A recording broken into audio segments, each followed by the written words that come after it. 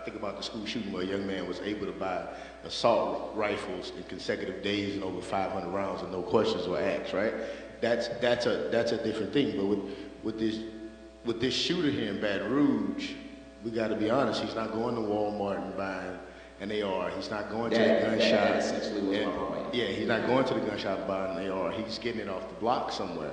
And let me just say this, because when we talk about put down the guns, right? That's typically said by middle-class black folks that don't live in those communities. I can tell you for a fact, I'm not going to go and tell a youngster to put down your gun on a street where the police is scared to walk without a gun. I'm not doing that. That's stupid.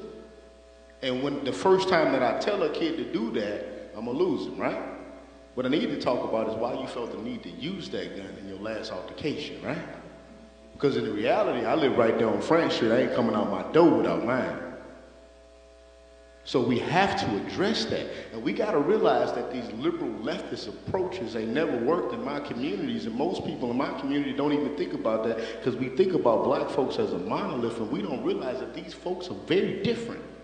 And until we get to the crux of that, we'll never build that trust there. And we got to get to the point where we look at diversity at the table, is not just having black folks at the table, but having folks at the table that understand the psyche of a shooter, that understand what happens on 38th Street, that understands what happened in Eden Park and the bottom. And sometimes we don't get that. We just put black faces at the table.